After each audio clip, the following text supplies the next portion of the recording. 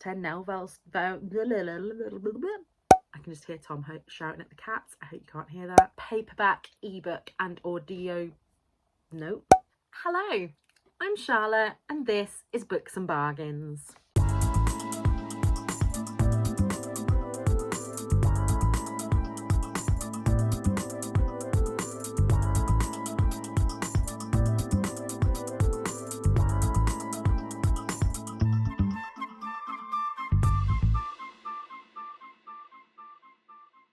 I am coming to you today to talk to you all about the exciting book releases for this summer. Now, for me, summer is June, July and August, and that's what I am sticking with.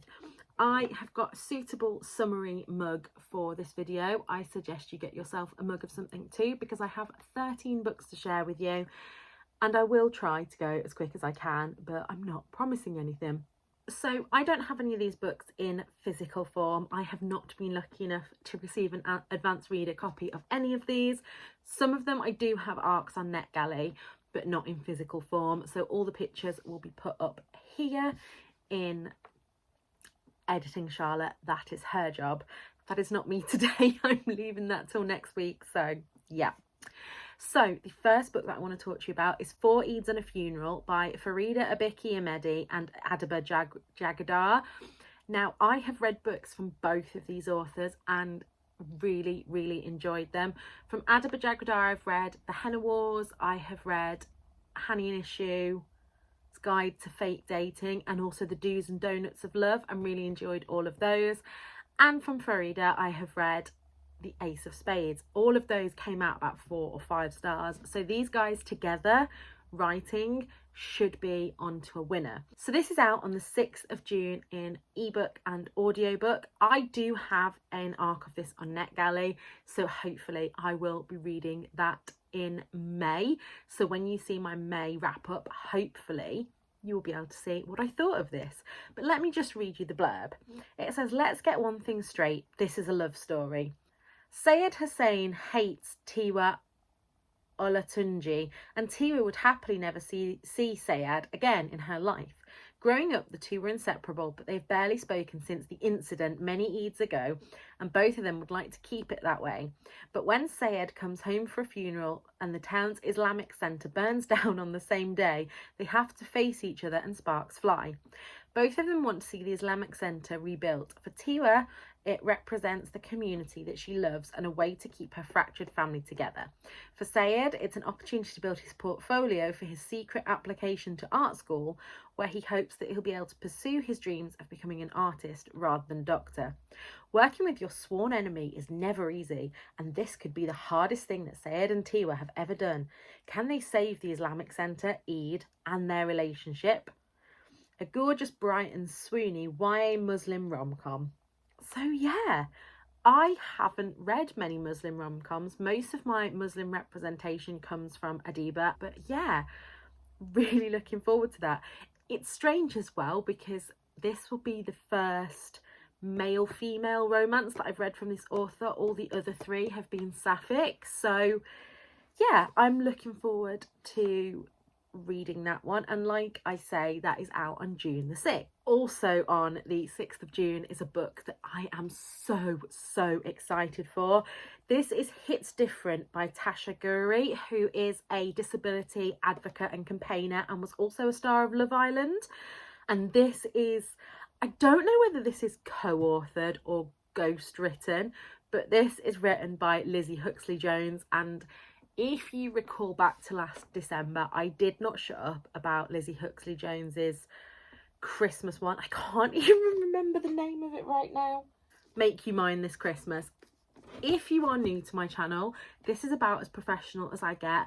I read books and then forget pretty much every detail about them. So like, I can tell you that I absolutely loved this book and I loved the author, and 100% Lizzie Huxley-Jones went to, yes, I will read anything you write, but details are all a bit fuzzy, which is great because it means that I can reread it and love it all over again. In Make You Mine This Christmas, there was chronic illness representation with, I believe, one of the characters having EDS, which is Ehlers-Danlos syndrome. I hope I've said that right. But yeah, let me read you the blurb of this one. This says, Cassie needs a change. She's in a job she hates, dating a guy who couldn't care less about her, and secretly dreaming of making her dance ambitions a reality. But that's all they are, dreams, because no way she could actually do it, right? But then an opportunity to dance on tour with a global superstar presents itself, and Cassie decides to give it a shot. Jetting off for a hot summer in Ibiza, her dreams seem closer than ever, and so does real love. Levi, the guy she keeps bumping into, sees and uplifts her in a way no one else ever has.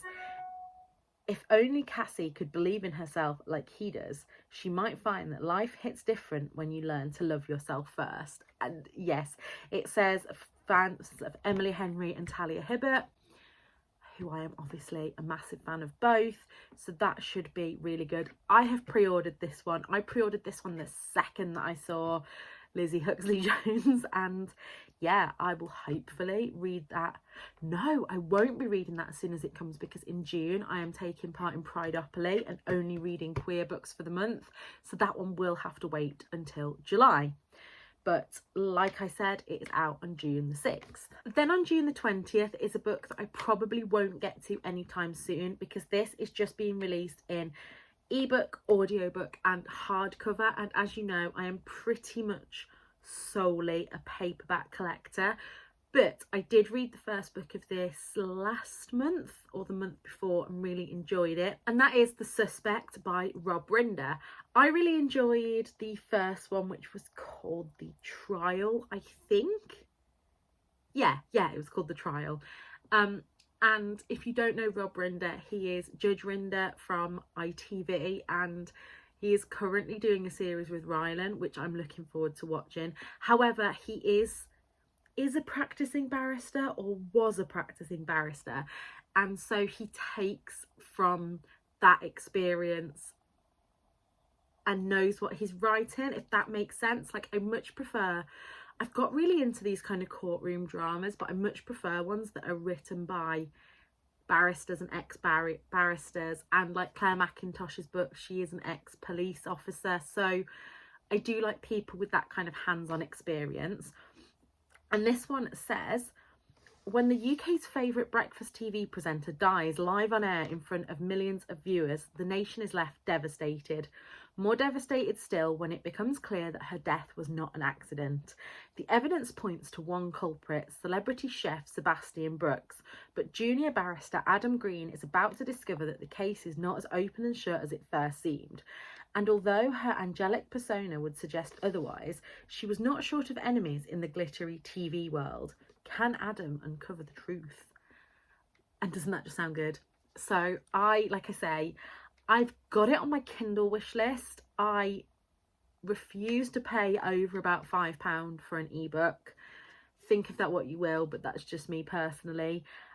So I may get to that in ebook form. I may try and get it at the library, but if not, I will wait until that comes out in paperback, and will definitely buy that one. And so also on June the 20th is a book that, had I just read the blurb, I'm not totally sure it would have stood out to me, because it does read a little bit more historical than I historically enjoy. But this is the final act of Juliette Willoughby, and it is a mystery historical from Ellery Lloyd. I have read People Like Her and The Club from Ellery Lloyd and gave them both 4 or 5 stars, so I'm really excited to see what their new book is all about. The blurb of this one says, some women can't be erased from history, a story of love and madness, of obsession and revenge. Runaway Paris 1938. Runaway heiress Juliette Willoughby perishes with her married lover in an accidental studio fire alongside her surrealist masterpiece, Self-Portrait as Sphinx. Cambridge, 1991. 2 art history students stumble across proof something sinister was at play in Juliette's death, threatening to expose the long-buried secrets of the artist's aristocratic family. Dubai, now. An art dealer is accused of the brutal murder of his oldest friend, the last surviving member of the Willoughby dynasty. 3 suspicious deaths over the course of a century. Is the key to unlocking them all hidden in Juliette Willoughby's last painting? Now, this sounds to me very Janice Hallett-esque, with also kind of maybe vibes of Evelyn Hugo. I don't know. Like I say, it wouldn't necessarily be one that I would pick up, but I am really, really excited for it. And I mean, it's been blurbed by John Mars, and if you've seen any of my videos recently, John Mars is a new obsession of mine. So if I didn't already say, that will be out in ebook, audiobook and hardcover on June the 20th. And again, I will either try and get it at my library or wait till it comes out in paperback. As we move on to July, we go in a totally different direction with Ali McNamara's A Secret Cornish Wish. I have only read one Ali McNamara book, but I've got 2 more on my shelf, and I remember loving it. It was Hope and Happiness in Bluebell Wood, I think it was called, and it was about Ali McNamara's books always have a slightly older main character. When I say older, I mean 30s, 40s plus, kind of my age and above.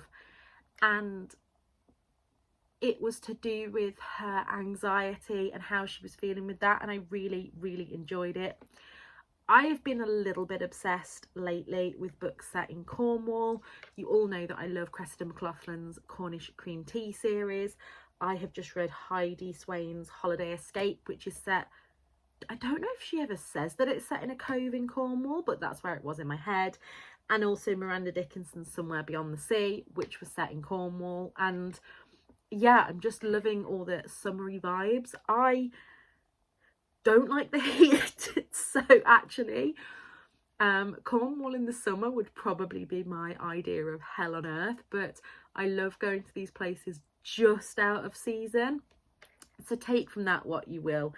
But this says, return to the Cornish shores of St Felix and fall in love. So I'm not sure if this is a companion novel to a book that's already out there. I'd have to look that up, but it doesn't say that it's kind of a sequel. I find a lot of these series that I like, so Heidi Swain's series, Cressida McLaughlin's series, that they don't, Julie Kaplan's Romantic Escapes, they don't necessarily have to be read in order. There is just little Easter eggs from each book in the others, so you can just dip in and out wherever you choose. Anyway, this one says, what if one summer could change your life? For Frankie and her 5 best friends growing up in the glorious beaches of Cornwall's St Felix, life couldn't get any better. Late one night, the friends discover an old box washed up on the shores, and they learn the tale of the St Felix mermaid who grants wishes to those who find her treasure. Even though they know it's just Cornish folklore, the friends decide to make a wish for what they each want out of life. Most importantly, they always want to be together. Over the course of the next few decades, as weddings, funerals, birthdays and more bring the friends back together, lost loves, broken promises and buried secrets just as quickly tear them apart. But when they reunite one last time in St Felix, will it be for good, and will their wishes finally be revealed? And, you know, Heidi Swain has said that this is an enchanting escape, pure magic. And Miranda Dickinson has said an irresistible feel-good story infused with infectious humour. So if 2 of my favourites love it, I'm sure I'm going to love it too. If I didn't already say, that comes out in ebook, audiobook and paperback on July the 4th. And also on July the 4th, we are going completely the opposite of that one, which sounds like that's going to be light. And I don't like the word fluffy, because there's usually some harder hitting topics, but you know, light entertainment. We go to The Summer Party by Kate Gray. Now, I read The Honeymoon by Kate Gray last year. I received an advance reader copy of that, and this next one is set to be even better. It says, it's the event of the year, the company summer party. Mel can't wait. Sun, sea, cocktails, her sights set on her work crush and letting her hair down with her colleagues. One big happy family. What could go wrong? But as the champagne flows and the sun begins to set, cracks in the team start to appear. Secrets, lies, revenge. No one is as innocent as they seem. But could someone be guilty of murder? Mel soon realises someone is orchestrating a deadly plan, and she needs to uncover the truth if she's going to get out alive. this is the kind of thriller that I love. I love a locked... I'm starting to realise what I do like in thrillers, and a locked room, you know, remote island. I think I mentioned earlier Ellery Lloyd there. The club had like a causeway, and when the tide came up, there was no getting off the island until the next morning. And I just loved that. The same with Kate Gray's last book, The Honeymoon, was set in Bali. And again, we knew that somebody had been murdered. We didn't know who it was, and we didn't know. Sorry about that. I was just interrupted by Tom. But yeah, so they're the kind of thrillers that I like. I especially like thrillers set in the summer, on a summer holiday. And yeah, I am looking forward to reading that one. That is being released in ebook and hardback, so again, probably won't read that one unless I spot it at the library, or I will wait for the paperback. Also on the 4th of July is a book from an author who I have been waiting a good couple of years for a second book from. I will probably go through this in more detail when I do my quarter 2 stats, but I have a really geeky spreadsheet where I have authors that I've read 3 or more books from and given them kind of 3-star plus. And then I also have another spreadsheet of like insta buy authors, and then I have kind of people that could be insta buy authors because their first book I've read from them, I've been like, wow, yeah, this is 5-star, love it. But yeah, this is Tom Allen's The Funny Thing About Love, and the last book that I read from Tom Allen, let me find out, I can't remember what it was called. It was called All About Us, and it was a Christmas story. There was time travel elements to it. Now, Tom Allen has written a lot of YA with Lucy Iverson, I believe, and this book I think is going to be older end of YA, which again, I'm not sure whether I'm a bit on the fence about YA now. I love a good YA thriller, and I love a good YA with rep that I didn't get to read as a teenager, but straight YA is not really my bag, but this does sound good. So this is, like I say, The Funny Thing About Love, and it said Nell's big dream is finally coming true. After months of failing spectacularly to land a job, 21-year-old Nell has snagged a highly sought-after internship writing for her favourite comedy sketch show, Punching Up. Even better, everyone knows there's a guaranteed job at the end if you prove yourself. But the cutthroat world of television is no laughing matter, and Nell hasn't banked on there being another intern to compete against, especially one like Charlie, who is infuriatingly good looking and a total nepo baby, gifted the opportunity by his chief executive father. With the odds stacked against her, Nell vows to do everything she can to outperform him, but as she gets to know Charlie, she discovers there's more to her workplace rival than meets the eye. So yeah, because I've been so desperately waiting for a Tom Allen book, I will definitely be giving that a go. That is out in ebook and paperback, also on the 4th of July. Guys, it is Editing Charlotte here, and I somehow missed off 2 of my absolute most anticipated book releases, not just of the summer, but of the year. I don't know how this happened. I think the one author on here, it's because I have only read their non-fiction before. So although I'd heard about this book and in my head I was like, oh yes, I need to get that, it wasn't on the list that I was looking at on Fantastic Fiction. And the other one, I don't know, because it's one that I've pre-ordered and have requested on NetGalley. So both of these books are released on the 4th of July, and the first one is Lauren Bravo's Probably Nothing. Now, Lauren Bravo is the absolute queen that I will point anyone to if they want to even dip their toe into questioning their relationship with fast fashion, because her book How to Break Up with Fast Fashion is accessible, it is witty, it takes into account different motivations for wanting to quit fast fashion.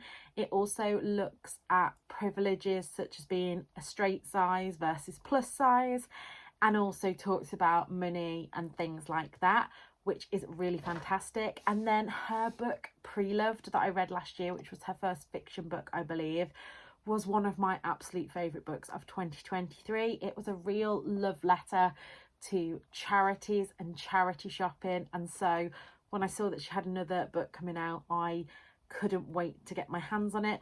Only problem is it is only out in hardcover, Kindle and audiobook, so I haven't pre-ordered it. I was going to pre-order it, I lied there, I didn't mean to, but I will definitely be if this is one of the airport big paperbacks when I go on holiday in September, we'll be buying it then. If not, I will be hanging out for the paperback. Although that said, once I'd read Pre-Loved, I bought the hardback because it's one that I think I want to reread again and again and again and again some more. So this says, Bryony doesn't actually mind being single, so she doesn't understand why she keeps seeing, sleeping with Ed, who is perfectly fine but also only okay. After developing the ick on their 5th date, she resolves to end things, only to receive a call the next day telling her Ed has died. Already this sounds like my kind of morbid humour. But anyway, it says, worst yet, he seems to have represented her to his family and friends as his great love. Obviously it would be cruel to correct them.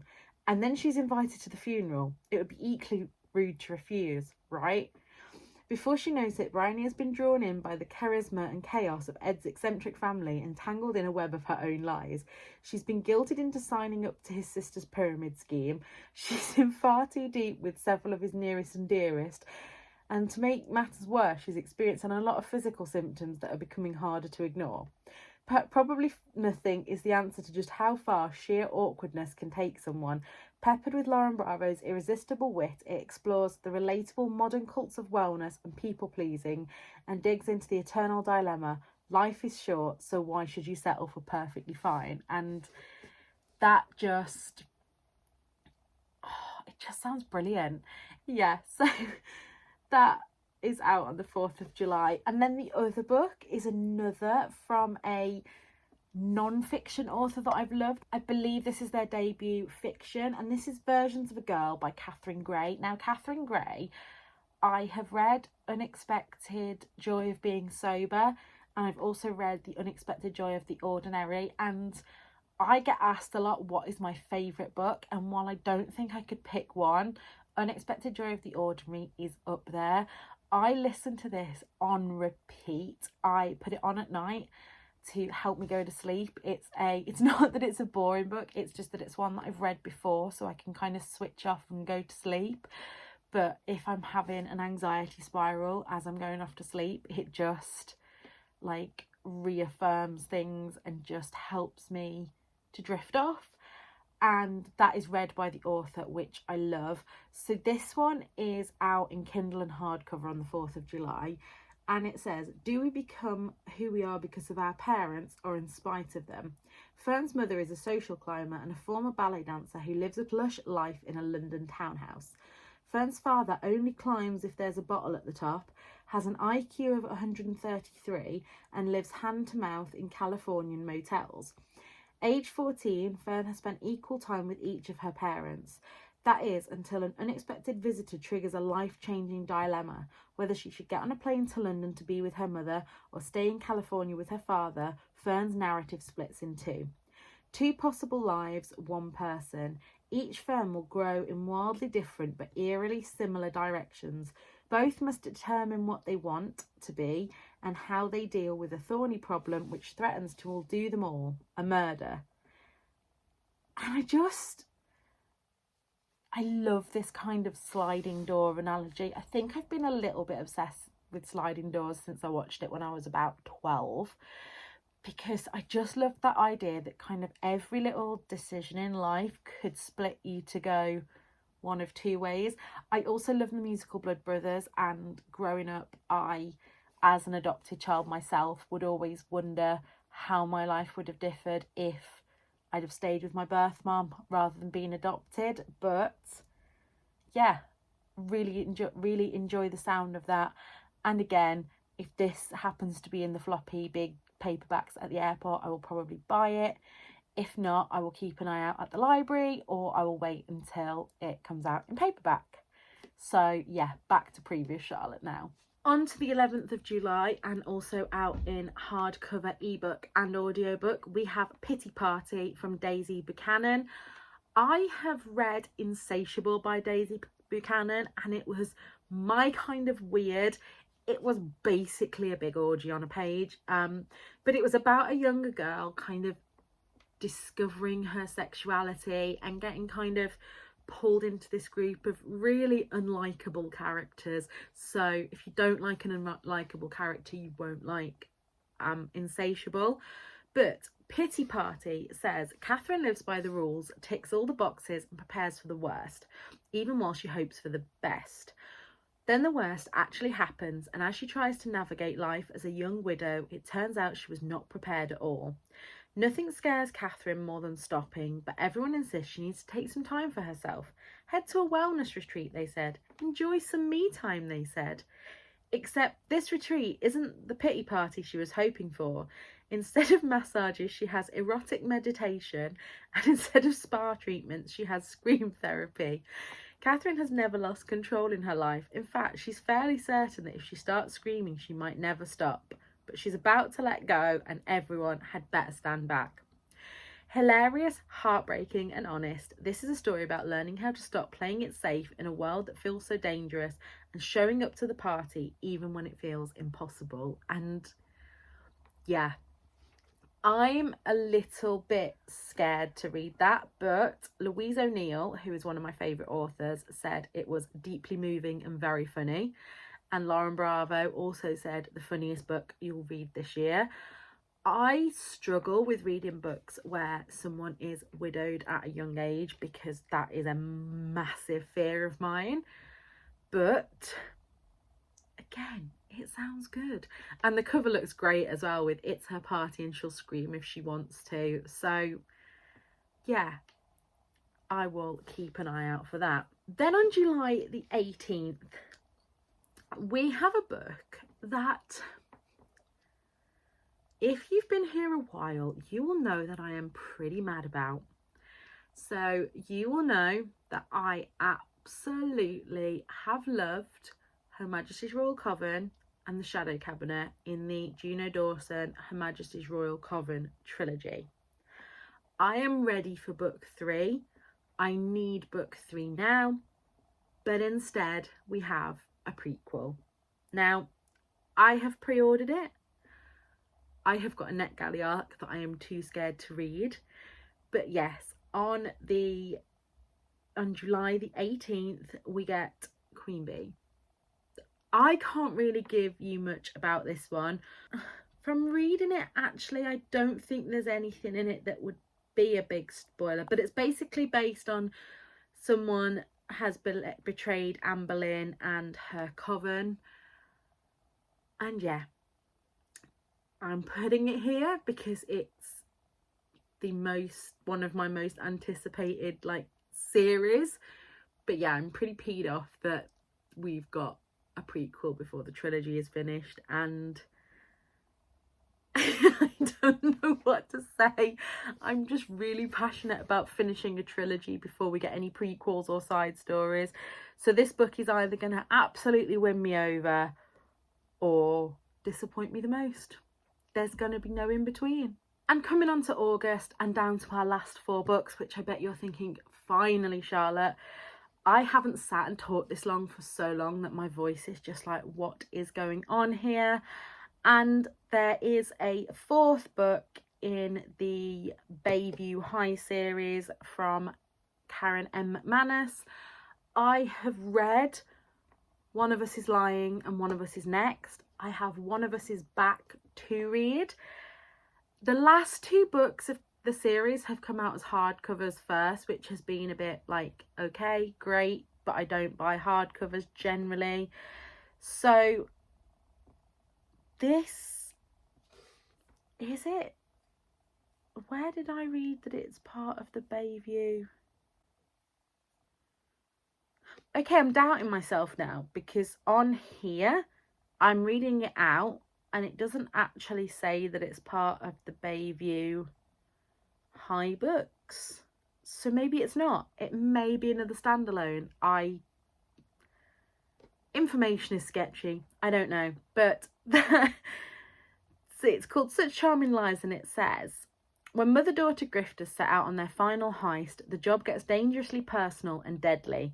For all of Kat's life, it's just been her and her mother, except for 48 hours 12 years ago when Jamie was married and Kat had a stepbrother, Liam. That all ended in a swift divorce, and Kat and Liam haven't spoken since. Now Jamie is a jewel thief trying to go straight, but she has one last job. At billionaire Ross Sutherland's 80th birthday party, Kat has figured out a way to tack along to the dazzling Sutherland compound, but neither she nor her mother know about the other surprise guests that were there this weekend. Liam and his father, a serial scammer who has his own sights set on Ross Sutherland's youngest daughter. Kat and Liam are on a collision course to disaster, and when a Sutherland dies, they realise they might be in the killer's crosshairs themselves. They can't trust anyone except each other. Or can they? Because if there's one thing that both Kat and Liam know, it's how to lie. They learn from the best. That doesn't sound like it's in the Bayview High series, but maybe it is. And that is out in Kindle, hardcover and audiobook on the 1st of August. Also on the 1st of August, but in ebook, audio and paperback, is Miranda Dickinson's The Things We Do for Love. And this is set in Stratford-upon-Avon, the kind of home of Shakespeare, if you will. And it says, could romance be waiting in the wings? Lucy Hart is a fledgling actress, her confidence having been shattered by her manipulative ex, making ends meet by performing Shakespearean monologues full of romance she doesn't believe in. She can see her dreams getting further out of reach. Theo Larkin has already taken Hollywood by storm, and his conquests are Shakespeare's greatest works and his incensed leading lady. Always short of money, Lucy can't afford to wait for the opportunity to bring crowds to her shows, and when a well-publicised bust-up leaves Theo's reputation hanging by a thread, he is desperate to prove his worth by taking on the most challenging performance of his life. As they put aside their differences to save their careers, can our star-crossed lovers take their relationship to the next stage and find themselves along the way?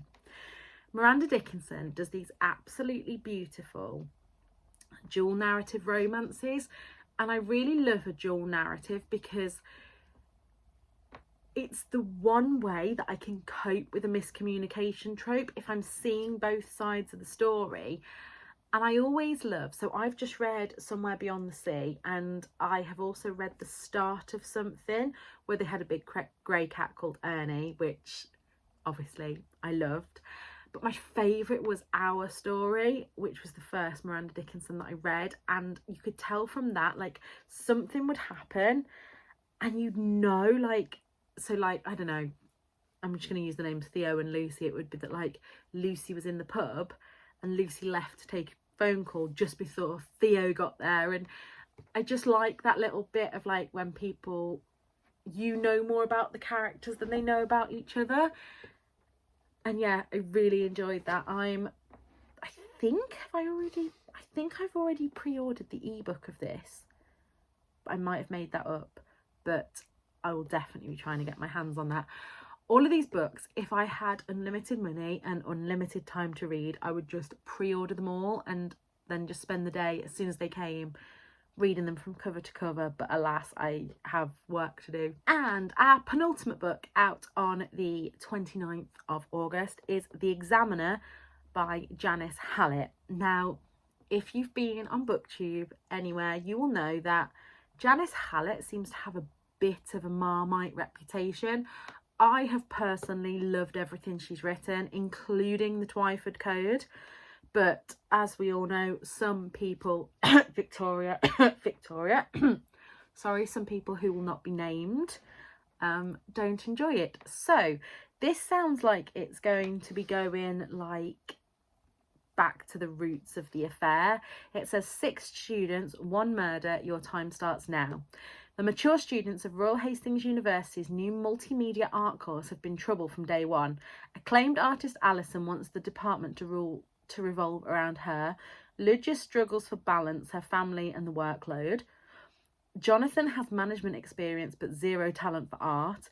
Lovely Patrick can barely operate his mobile phone, let alone professional design software. Meanwhile, blustering Cameron tries to juggle the course with his job in the city and does neither very well. Then there's Jem, a gifted young sculptor. She's a promising student, but cross her at your peril. The year-long course is blighted by accusations of theft, students setting fire to one another's artwork, a rumoured extramarital affair and a disastrous road trip, but finally they are given their last assignment to build an interactive art installation for a local manufacturer. With 6 students who have nothing in common except their clashing personal agendas, what could possibly go wrong? The answer: murder. When the external examiner arrives to assess the students' essays and courseworks, he comes convinced that a student was killed on the course and that the others covered it up. But is he right? And if so, who is dead? Why were they killed? And who is the murderer? Only a close examination of the evidence will reveal the time. Your time starts now. Oh, it just sounds so good. It just sounds classic Janice Hallett. But obviously it is out in hardback, ebook and audiobook. I'm not sure if I think that Janice Hallett's works would work for me on audiobook as a format, because I don't know whether it would lose the kind of nuance of the mixed media that you get on the page. But again, really looking forward to that one. I know I've said that about all these books. Books only make it onto this list if I'm excited about them in some way. So yeah, I have been filming for 35 minutes now. So let us read the last one and then wrap up. And also on the 29th of August, last but not least, is The Cinnamon Bun Bookstore by Laurie Gilmore. I read The Pumpkin Spice Cafe last year and adored it. And I think that this is going to be even better because it's in a bookstore. I think that this will probably be a companion novel rather than a you must read this in order. But you know that I like to read the books in order. And I have pre-ordered this book because I don't have a copy of Pumpkin Spice Cafe and I need to get it. But this says, when a secret message turns up hidden in a book in the Cinnamon Bun Bookstore, Hazel can't understand it. As more secret codes appear between the pages, she decides to follow the trail of clues. She just needs someone to help her out. Gorgeous and outgoing fisherman Noah is always up for an adventure, and a scavenger hunt sounds like a lot of fun. Even better, the cute bookseller he's been crushing on for months is the one who wants help. Hazel didn't go looking for romance, but as the treasure hunt leads her and Noah around Dream Harbour, their undeniable chemistry. The Cinnamon Bun Bookstore is a cosy romantic mystery with a HEA guaranteed. Happy ever after? I am not down with the kids, but oh, that just sounds so good, and that is out in ebook and paperback. So that is all the books that I'm really excited for this summer. Are there any on this list that you will be pre-ordering, and are there any that you think I should have put on this list that you are excited for over the next 3 months? I will put some links below to buy these books from bookshop.org. If you buy using this link, I do get a little bit of commission, but absolutely no pressure. Please buy your books wherever you purchase books from. Support your indies, and yeah.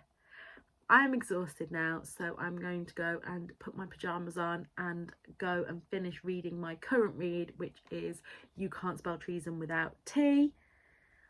And yeah, until next time, look after yourselves. Bye.